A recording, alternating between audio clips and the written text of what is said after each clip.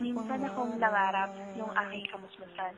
Inakalang sa aking paglaki, pag-aaral lamang ang may katuparan. Puno ng bahaghari at usbong ng mga dahon ng aking buhay.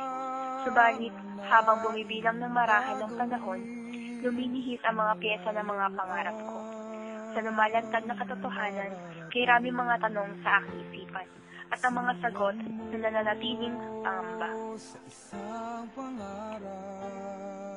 Kahit simpleng tao, pwedeng mangarap, basta't magsikap at magpunyagi, makakamtan, magwawagi.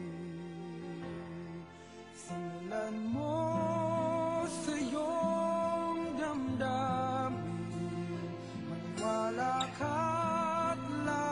Ang bilis talaga ng panahon, parang kahapon lang ikasama ko ang aking kaibigan, nagkukwentuhan at nag-aasaran sa ilalim ng punong yan. Kay saya ng mga panahon yun, ang sarap talaga maging bata. Ang sarap mag-aral kasama niya. Wala na yata akong hahanapin at ihilingin pa bukod sa kanya.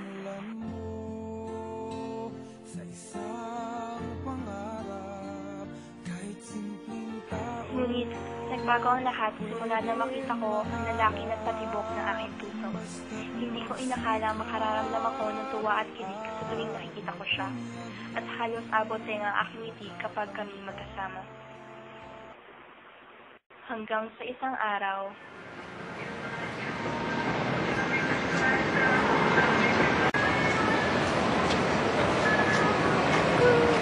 Hello? Hello, sir? Oh, bakit ka napatawag? Nasaan ka ngayon? Nandito ako sa may tindahan malapit sa pagtatrabahoan ko. Gusto sana ka makausap. Ano sasabihin mo? Importante lang. Importante? Oo, sige. Pupunta ako dyan in 10 minutes. Sige, paalam.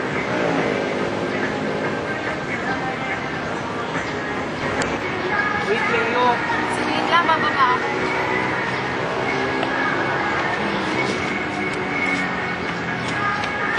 Ano ba yung sasabihin mo importante? Ako nabibigla, ah. Ano nga yun? Buntis ako. Kaya mo, papanagutan ko yung batang yan. Ikaw at ang anak mo ay bubuhayin ko.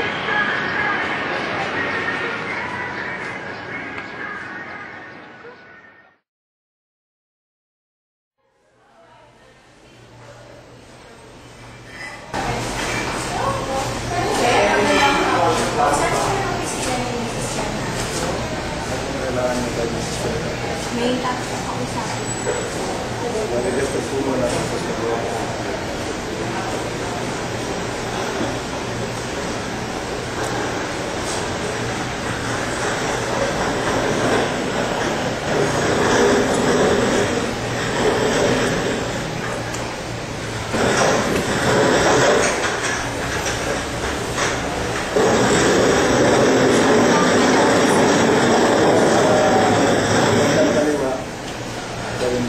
Salamat po.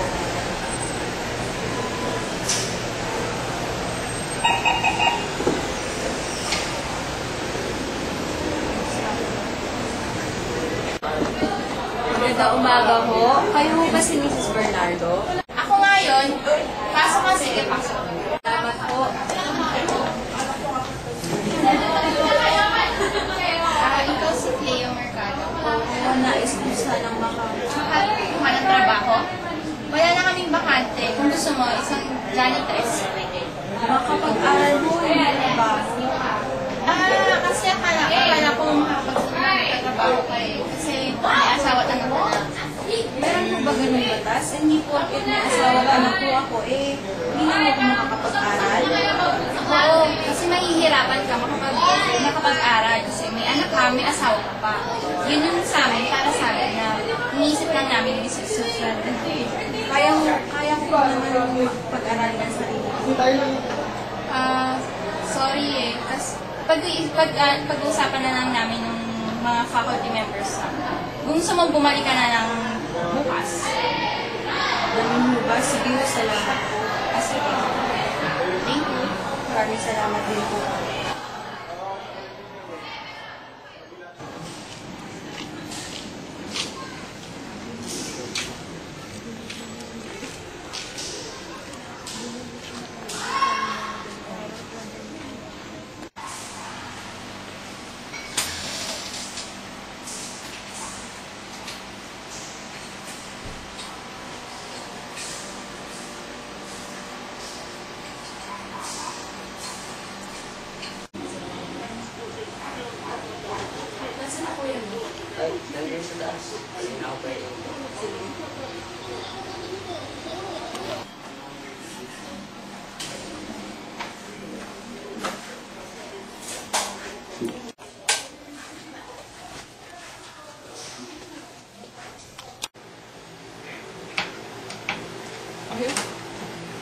Oh, nandiyan ka na pala. Saan ka na naman galing? Naghanap ako ng mapapasukang eskwelahan. Mapapasukang eskwelahan? Sabi ko lang sa'yo kagabi, wala ka na mapapasukan na. Ang anak mo iniwan mo sa kapitbahay, hindi ka ba nahihiya? Pagdating ko dito, walang ulam. Gutom na gutom naman ako, Cleo. Ano ba? Hindi ka ba marunong maglutong mag-isa? Di mo ba makukuha ang anak natin sa kapitbahay? Bakit? Bawal na ba akong umasa makapag-aral ulit? Pinangako sa inyo yun, Cleo. Ikaw at ang anak natin ay bubuhayin ko. Sip, para naman to sa kinabukasan ng anak ko. Ng anak natin! Ano bang problema nyo? Ang ingay-ingay nyo ah. Yung anak nyo natutulog sa baba, tas yung ingay nyo dinig hanggang labas.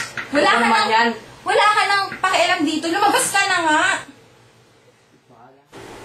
Papipiliin kita, Cleo. Ako ang pag-aaral mo. Sep, ano ba namang tanong yan? Uulitin ko. Ako ang pag-aaral mo. Bitawan mo nga ako. Paano pag pag-aaral ko ang pinili ko? Anong gagawin Pwes, mo? aalis ako. Eh di lumayas ka. Di kita kailangan.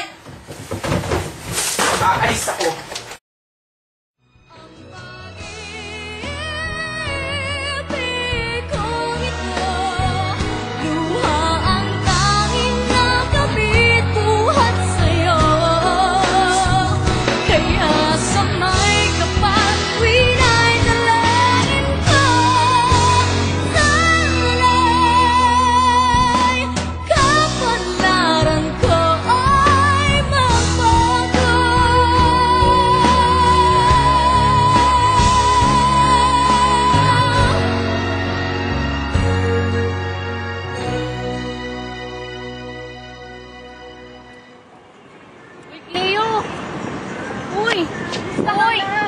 Ayos naman.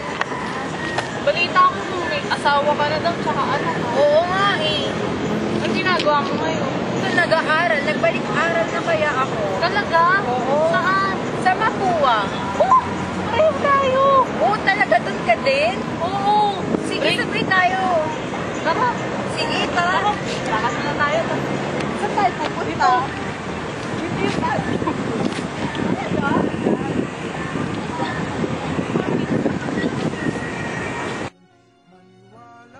Heto na ako at napagtagumpayan kong maabot ang tugatog ng aking mga minimithi. Ngunit sa pagkakataong ito, mayroon akong kailangang piliin. May nawala man, hindi ko ito pinagsisisihan. Dahil alam ko, sa bandang huli, may maganda itong kapatid. Ulan mo sa isang